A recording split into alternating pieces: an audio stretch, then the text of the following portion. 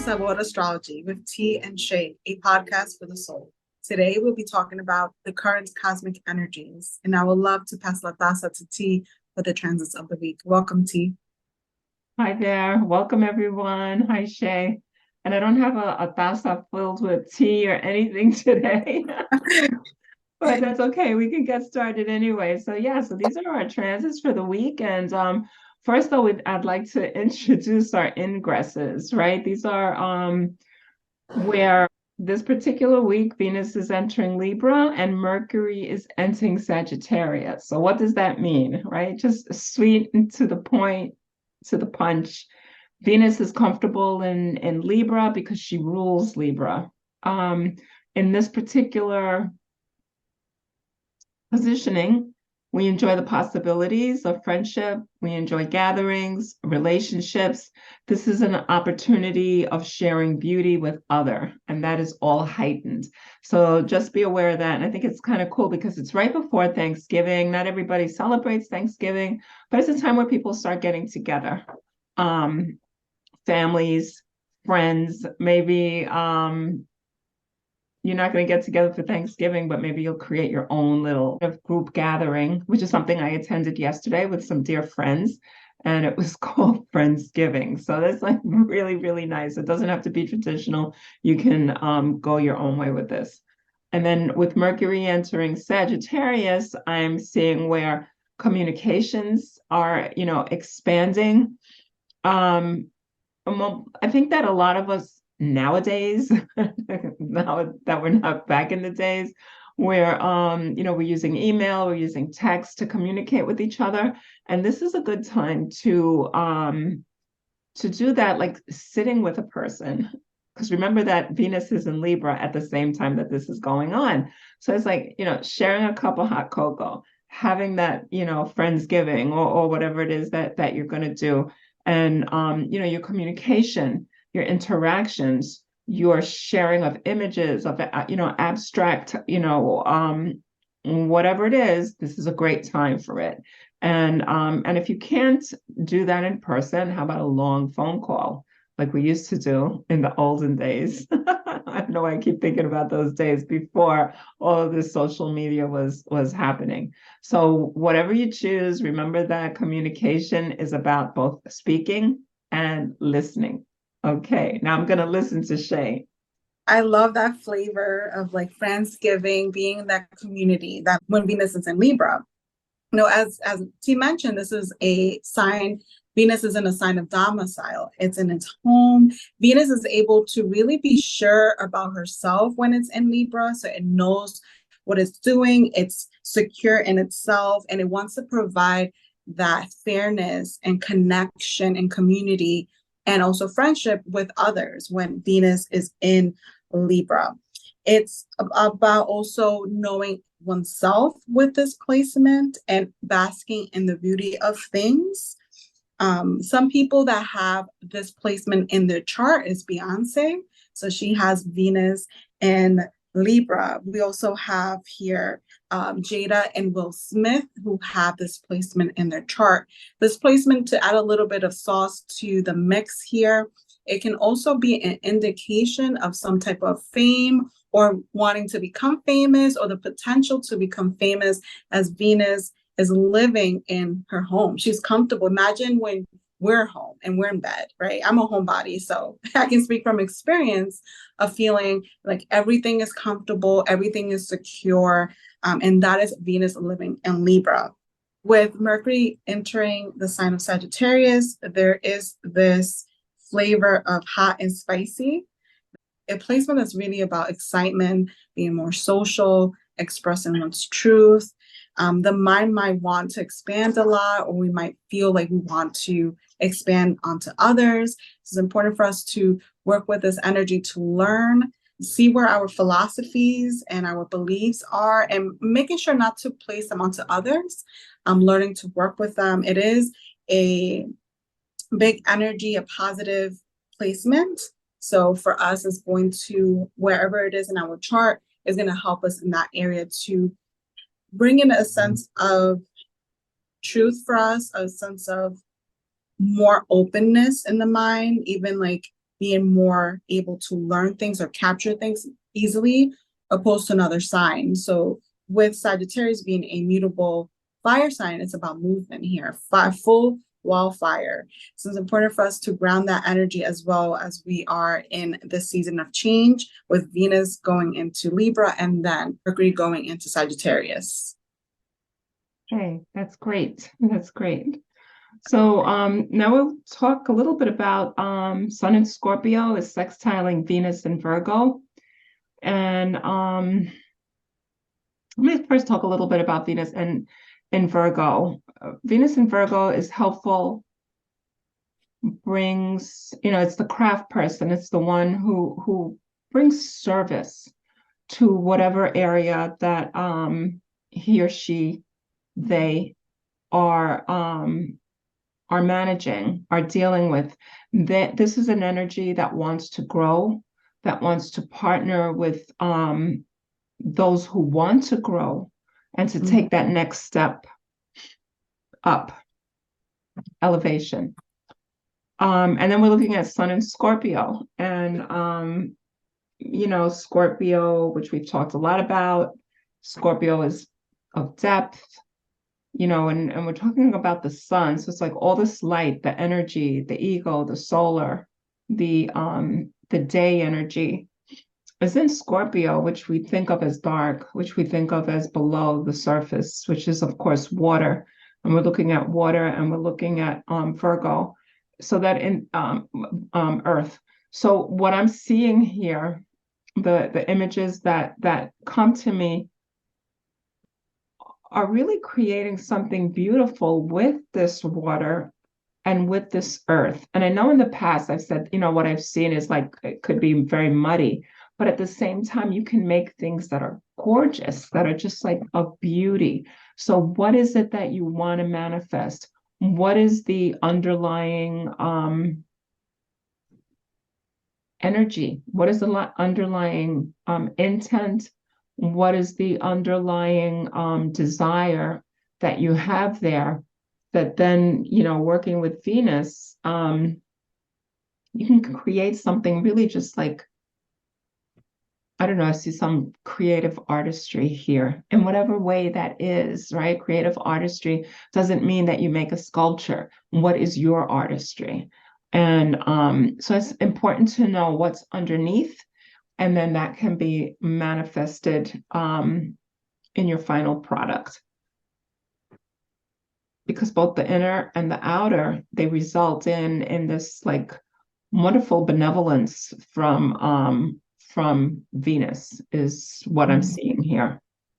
It's just kind of like, again, it's like making sandcastles, but sandcastles that last actually is something that I'm seeing here, because with Scorpio, you have this underlying lasting energy that is loyal, that is true, that is stick to it. So that's what I'm seeing. That's beautiful. I got an image of hand making things during this transit. So like it could be pottery, it could be something fun that we're used to making.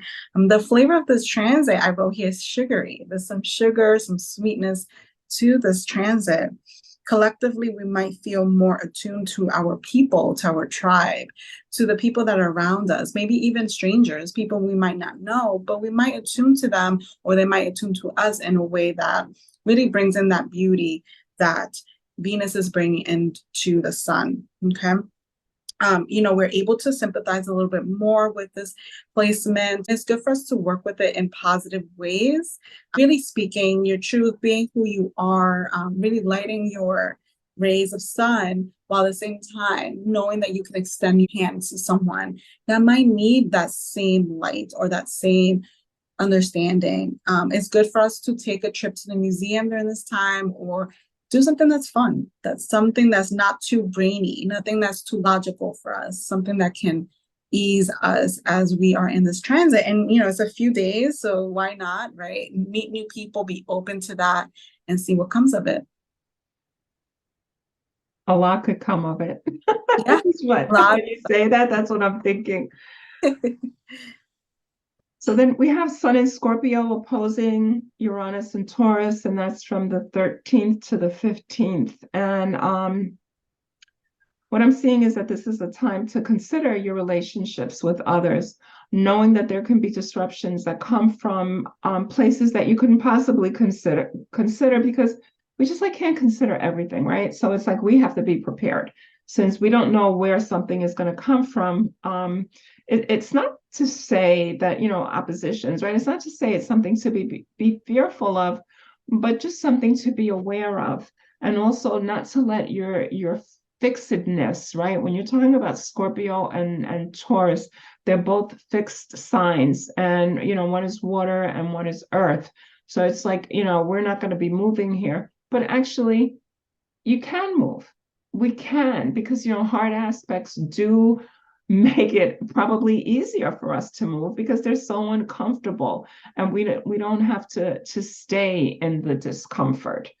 Know that knowing this can make it all the more possible to make a change. Also, I'm seeing that you might be in relationships where like suddenly people are stomping their feet, that they're not, and you're like, wait a second, whoa, what's going on? But you don't have to be taken by surprise. Okay. Everyone gets a chance to shake up, to shake things up. Everyone gets a chance to stomp their feet. If that's an outside thing, or maybe it's an inside thing. Maybe this is what I need to do. Maybe I need to stomp my feet and say, you know what, I'm not going to do this particular thing anymore, and I'm going to make a change. Also, like to my suggestion is, what I'm seeing is that sometimes things go so awry in life that all we can do is to laugh, right? Say, oh my God, that was like, whoa, like we can look at it and just say it's like totally out there, and not to get caught up in the seriousness of things. Try to keep things light. And so that opportunities like this can happen during this transit. It's only a couple of days, but again, it's like, be aware of yourself, be aware of your core. What kind of core are you establishing? What are you practicing? Are you practicing meditation? Are you practicing even like yoga for like a physical and a mental and a spiritual type of suppleness, but also strength in your core? What are you doing so that when things come from out of the blue, that you're not like, whoa, like totally shaken up? Because Taurus and Scorpio don't want to be shaken up, but the sun and Uranus are going to shake things up together. So that's what I have for this particular transit.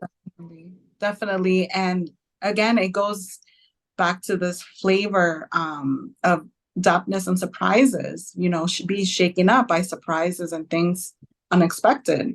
And though the energy is an interruption to our daily routine, our checklist, it's important for us to, again, not get too caught up in the brainy part of like the logical part. I feel this is something where we can intuitively or even emotionally surrender to in a way that can ground us. What I mean by that is we see there's a change, right, in our schedule, for instance. And instead of getting upset about it, right, oh, these changes really screwed up my checklist, instead just go with the flow of it and see, maybe we'll learn something from it. Maybe we'll gain something from it. Because here with the sun and Scorpio, it's about diving deep into what we don't see immediately, what we don't have maybe know about yet. And it's the sign of, depthness. So the sun is trying to shine its bright rays onto Scorpio to show us that. So let's be more flexible, allow change, not only in the daily routines, but within ourselves, because the sun is all about the ego, the id, the self. And this can also apply to our businesses and our relationships. Very much like T mentioned, there is something there for us to consider, for us to grow from, and for us to, like, shaking us up. But how can we react to it differently? How can we perceive it differently? So it changes up how we now see it and how we react back to it. It goes hand in hand with like healing and other things that can affect us personally in our chart as well. It's a time of change. It's a big time of change. It's huge. Absolutely.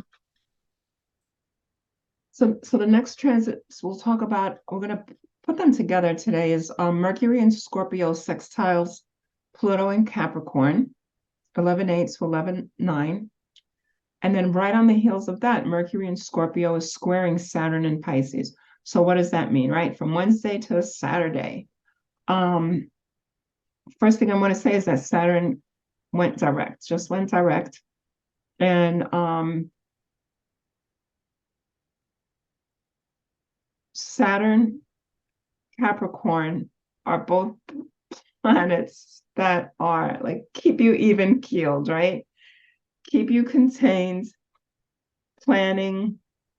There's where this tenacity comes in, this perseverance comes in, this like if you've been planning a project or planning a move or a change, something big, that you've been doing it step by step and you've been like really loyal to the process. And now with Saturn going direct, this is all going to, what I'm seeing is that things that you've been planning for a really long time are coming to fruition. And so that you have this Mercury there bringing messages back and forth for you.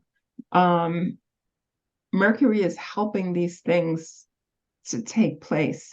Things that have been en route now suddenly are going to be lifted and they're going to go where they need to go. And I'm seeing this in material form, actually. I guess this is where, and then you have Pluto, right? Pluto in Capricorn. Pluto is like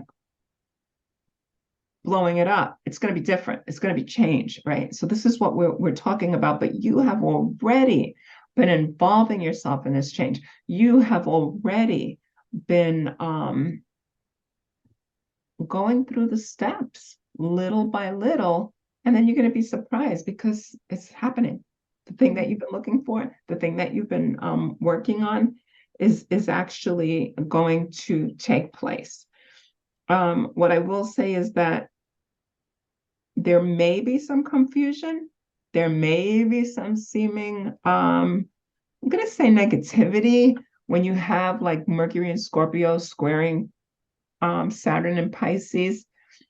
But be aware again, as we were just saying, this is a week of awareness. It's like, oh my God, is my old thinking coming to pass here? Am I thinking life is never going to change? Things aren't going to get better. Is that what I'm bringing to the table in my fixedness as a Scorpion, right? In my fixedness. And then, but then you have Pisces who's here and say, no, things could change. Things are great. Like, the heavens are going to allow, this is what Pisces is saying. And it's like, all those fish are like bringing this like beauty. Like actually right now, what I'm seeing is the ocean filled with beautiful, colorful fish that are constantly in motion, right? So bring that to the table. Believe, have that mystical belief system, have that that grasp to know that hard work can bring good things. So I think that I totally strayed away from what I had written down, but this is what came to me and this is what I have to share.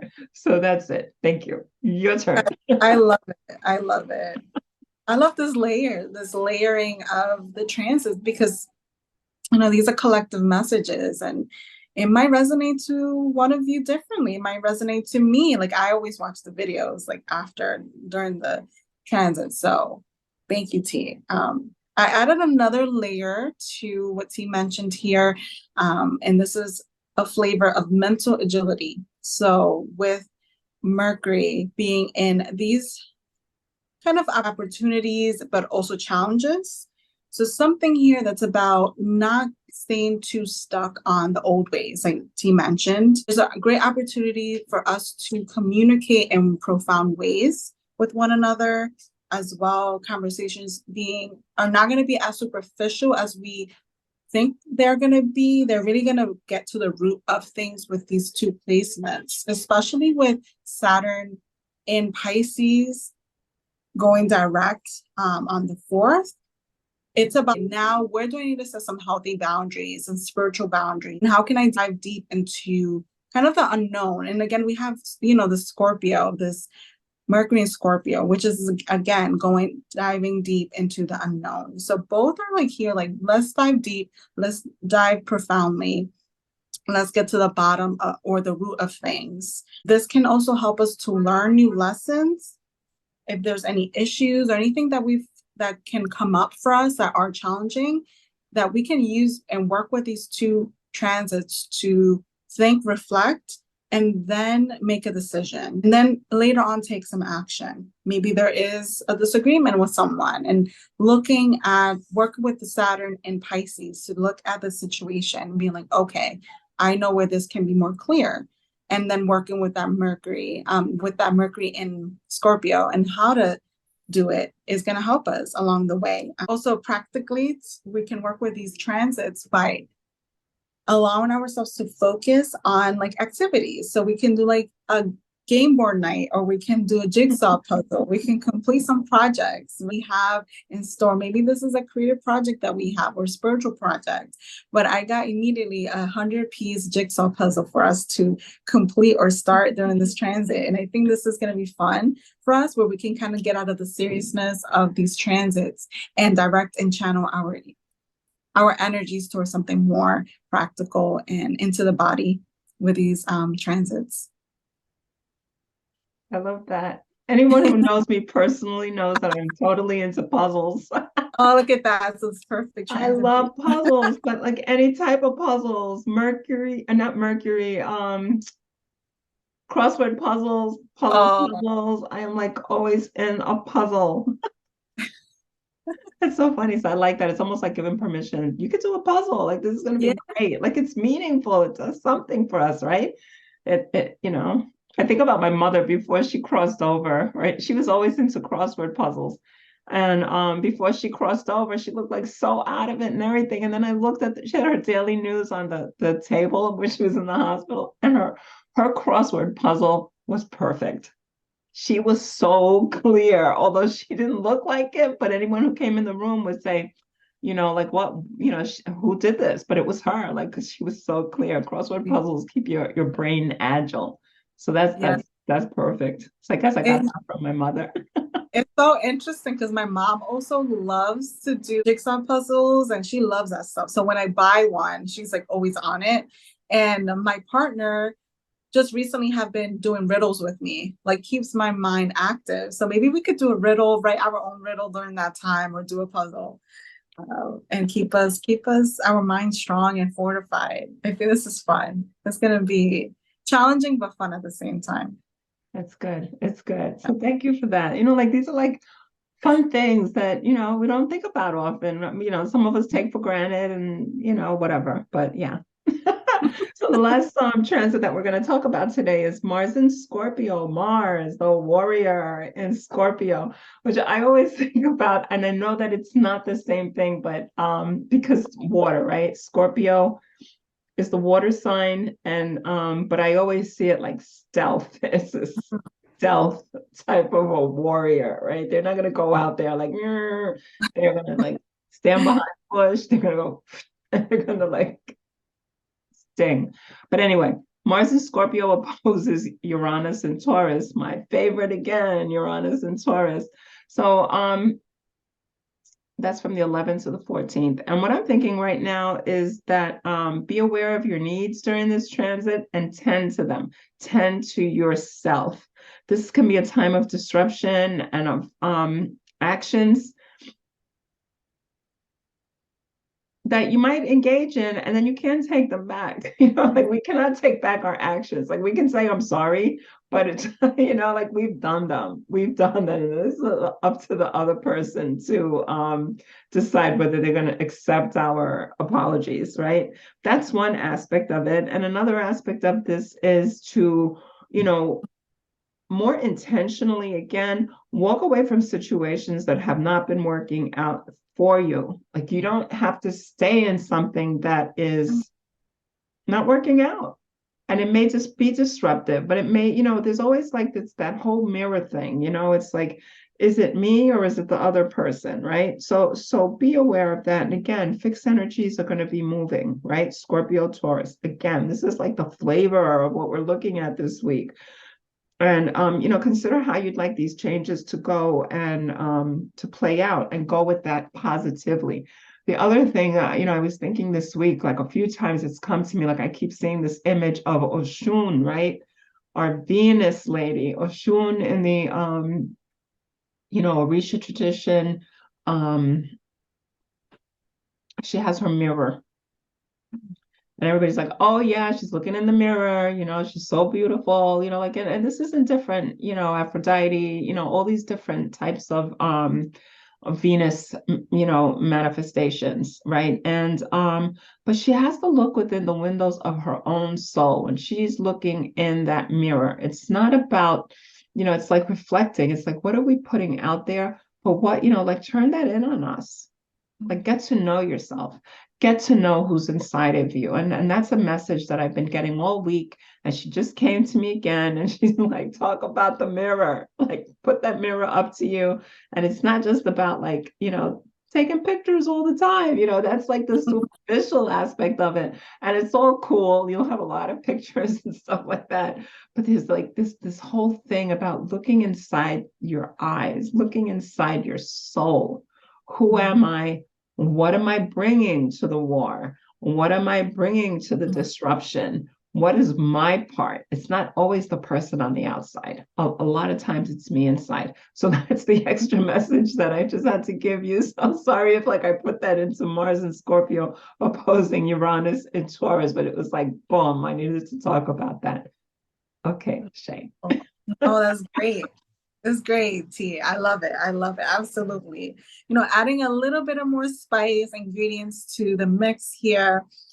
This transit can, again, be a little bit impulsive, right? Because we have here our warrior in Scorpio. So it's like it kind of wants to go, but it doesn't go until it's ready to charge. I might feel like a little bit impulsive, especially with the Uranus there. Uranus is like a light bulb, like energy. Like if you can think about sapping energy, she's I always say she as Uranus. I don't know the gender. Maybe there's no gender to Uranus, but the zapping energy that comes and radiates from our dear Uranus, and for us to be aware of it, not be afraid of it, it's more being aware, conscious of it, mindful, and also like where are we investing our time and money, and trying not to put all your eggs in a basket. Meaning, if you have an investment you're doing, this is for anyone that maybe is thinking about business, thinking about putting investment in an idea, make sure that that's the right idea. You don't have to charge right away. Take your time, think through it,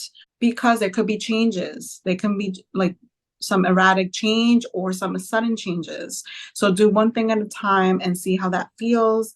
And for us overall, for us to ground a little bit internally. So what energies we're feeling outwardly, because we have here Uranus in Taurus and it's still in retrograde. So it goes internal. So how can we kind of anchor those emotions within ourselves, anchor it with a fixed sign, and how to work our actions. So instead of being reactive, we're more thoughtful before we act, and more, I guess, in tune with the body, in tune with the self in the inner world with this transit.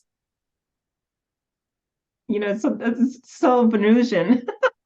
It's so Venusian, right? We're talking about Mars and Scorpio and Uranus and Taurus, but it's so Venusian in its way. Yeah. Right? Yes. Like, what is that transaction? What is that money thing you're going to be dealing with? Right. That is the flavor. What are you thinking about? Like to put your time, money? Are you thinking about going shopping that day? Maybe be more aware of your spending, set a budget, right? $100 for this TJ Maxx run, right? Or whatever it is. I love stationaries. So I always have to put a budget on that. So, you could spend like hundreds of dollars there, but let's put a budget up during this transit and see how Venus can help us bring that into balance for us. Beautiful. Yeah, and it's also, like going back to, like this whole be aware of your needs and tend to them, right? So if you have $100, then you go and you spend $100 on yourself, or $50, whatever it is that you decide, or $1,500, whatever your budget is, right? That you take care of yourself with it, and then you're not feeling so needy. Then you're not like everything is like other people. What are they doing? What are they not doing? Right? It's like. And it doesn't have to be also, like in terms of money. Maybe we talk about the flavor here a lot. Maybe you're cooking food for yourself too. That is going to make you happy because you like to eat that. Maybe you haven't made, and I don't know why I'm thinking of rice pudding. Like right now, I'm Oh, thinking of so rice pudding. good. I haven't made that in forever, but if I make that for myself and I enjoy it, then I'm like copacetic, right? Then I'm not like worrying about the world. I'm like what is the world doing for me or not doing for me? But that's me as a Taurus. That's me as a fixed sign and food and all of that, where my satiation comes from. We're all different. What is you? Who are you? Look at that mirror. Who am I? And like, how do I make this work? How do I make this image of myself work to the highest good, always. Anything you want to add?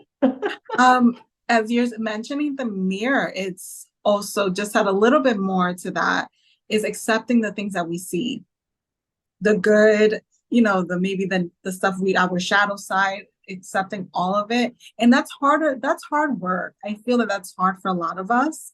But if we can just look at it and then be like, okay, I acknowledge that, we can start working slowly on accepting. We don't have to accept fully right then and there. So, and really like also get glorified, get pretty, beautiful, as we're looking into this mirror, because that's what Oshun, Hathor, which is the Egyptian version of Venus, and Oshun can come in and like help us to feel more confident, feel more good, and like ground in that energy.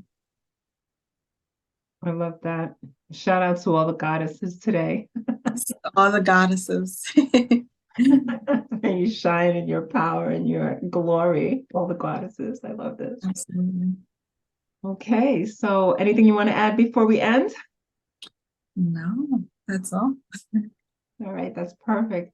So again, thank you for being with us. Ask questions, send in whatever you want to know. We will address it in one way or another. And like, share, subscribe, become a patron, all those goody good things. And we really love having you as part of this experience, and con mucho sabor. That's us. See you next time. Thank you everyone for tuning in to Sabor Astrology with T and Shay. Remember to like, share, and subscribe, and we will see you on the next one.